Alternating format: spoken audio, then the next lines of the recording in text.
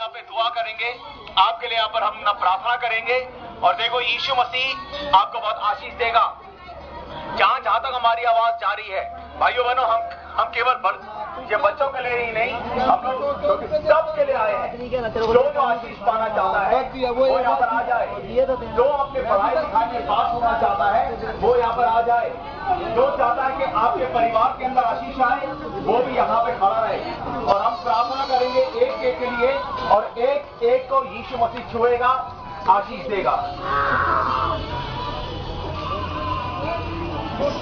देखिए भाइयों बहनों, मैं आपके लिए प्रार्थना करूंगा, लेकिन इससे पहले मैं आपको एक बात बताना चाहता हूं। एक मैं सवाल आपसे पूछना चाहता हूं, क्या आपके पाप के क्षमा हुए?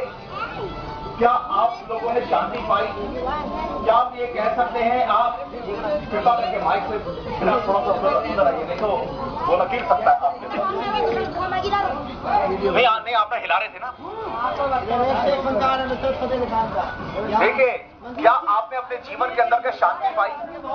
क्या आपके जीवन के अंदर क्या आनंद आया? क्या ईश्वरीय आनंद है? क्या आप कह सकते हैं कि आप परमेश्वर के राज्य में जा पाओगे?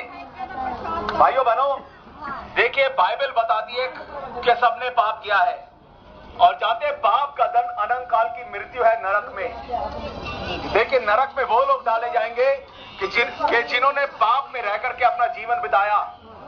झूठ बोलना पाप है। जो शराब पीते हैं, जो लोग गंदी फिल्में देखते हैं, जो लोग लड़कियां छेड़ते हैं, जो लोग गंदे किस्म के लोगों के बीच में बैठते उठते हैं, जो लोग अपने माता पिता का आदर नहीं करते, ये सब पाप है। और जो पापी हैं, जो गाली गलौज करते हैं, भाइयों बहनों, ये सब पाप है भाइयों बहनों। और देखिए भाइयों बहनों, इन सबको नरक में ही जाना पड़ेगा और ये अनंत काल के लिए नरक में डाल दिए जाएंगे। लेकिन नरक में वहां पे रोना पीटना, वहां पे दांतों का वहां पे पीसना है, वहां पे तकलीफें ही तकलीफें हैं। अनंत काल की वहां पर मौत है, अनंत काल की वहां पर आग की झील है, वहां पे वो लोग डाल दिए जाएंगे भाइयों बहनों। लेकिन परमेश्वर नहीं चाहता कि आप लोग नरक में जाओ। तो भाइयों बहनों, इसलिए इस संसार में यीशु आया और वो आपके पापों के लिए मारा गया क्रूस पर। आपके पापों के लिए क्रूस पर यीशु मसीह मारा गया।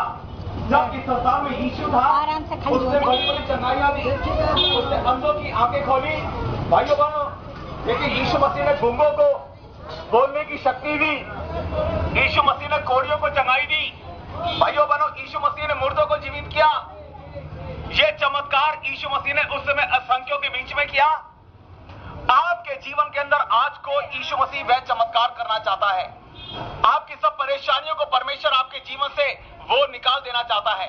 मैं देख सकता हूं आपके चेहरे, बेशक आपके पास बहुत अच्छी सेहत है, लेकिन मैं देखता हूं बहुत ज्यादा टेंशन भी है, बहुत ज्यादा आपके अंदर बहुत ही तनाव है। भाइयों बहनों, ये केवल शैतान है जो कि तनाव आपके जीवन के अंदर लेकर के आ रहा है। ये तनाव आपके अंदर बीमारी पैदा करेगा। आपके अंदर डायबिटीज हो सकती है, आपका ब्लड प्रेशर बढ़ सकता है, आप अपना मानसिक संतुलन खो सकते हैं।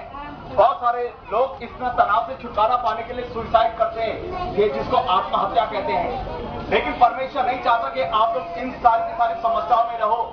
देखो, परमेश्वर नहीं चाहता कि आप ना बीमार रहो, इसलिए यीशु आया, उसने आपके लिए अपने बदन पे कोड़े खाए। बाइबल बताती है कि उसके कोड़े खाने के द्वारा हम लोग चंगे हो गए। देखो, यीशु ने आपके लिए अपने बदन पे कोड़े खाए। देखो यीशु मसीह ने आपके लिए अपना खून बहाया। भाइयों बहनों, यीशु मसीह के हाथ, ये पैरों पे ये कील ठोकी गई, उनके सर पे कांटों का ताज पहनाया गया, उनके पसली पे भाला भोंका गया। क्यों? कि उनके लहू बहने के द्वारा आपके पाप धुल जाए, आपके पाप धुल जाए। वो आपके लिए मारा गया और वह तीसरे दिन फिर से जीवित हो गया। इस समय यीशु आपके द्वार पे खड़ा हुआ खटखटा रहा है। भाइयों बहनों, देखिए वचन में लिखा हुआ है कि देख, मैं तेरे द्वार पे खड़ा हुआ खटखटाता हूं। जो कोई मेरा शब्द सुन करके द्वार खोलेगा तो मैं उसके पास भीतर आकर के उसके साथ भोजन करूंगा और वह मेरे साथ। यीशु मसीह आपके साथ भोजन करना चाहता है। क्या आप चाहते हैं कि यीशु मसीह आपके जीवन के अंदर आए? जब यीशु मसीह आपके जीवन के अंदर आएगा, आपके जीवन के अंदर आनंद आ जाएगा।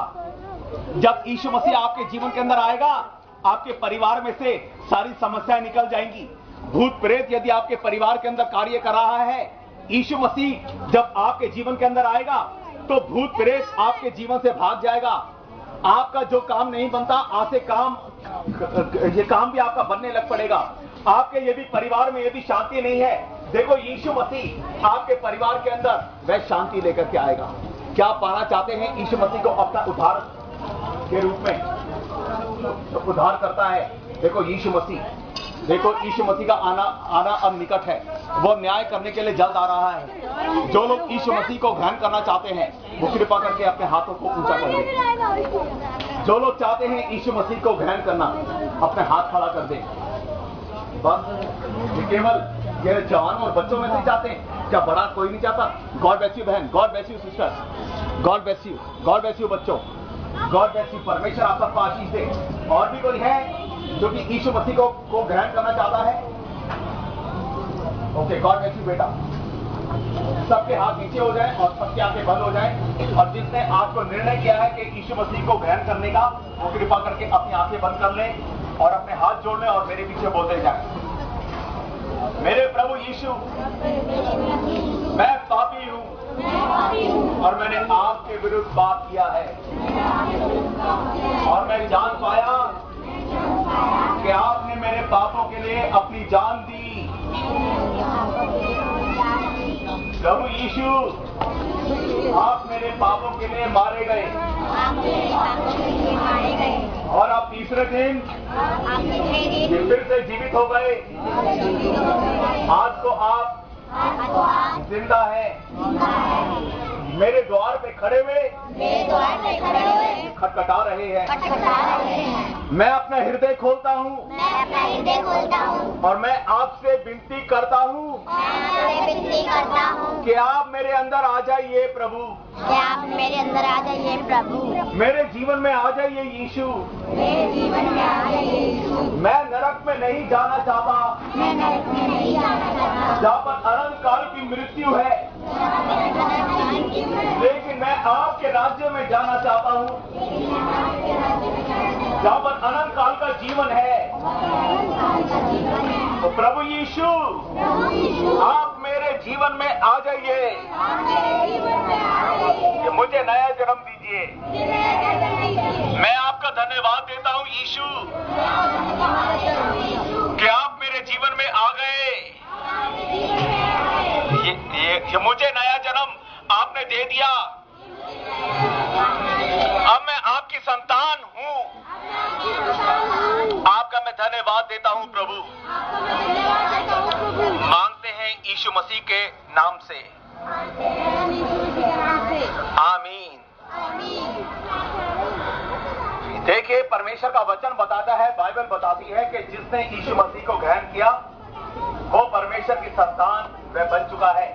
इसलिए क्योंकि आप परमेश्वर की संतान बन गए हो, जिसने अपने पूरे हृदय के साथ आज को यीशु मसीह को अपना मुक्तिदाता के रूप में ग्रहण किया है, वो इसमें परमेश्वर की संतान बन गया है।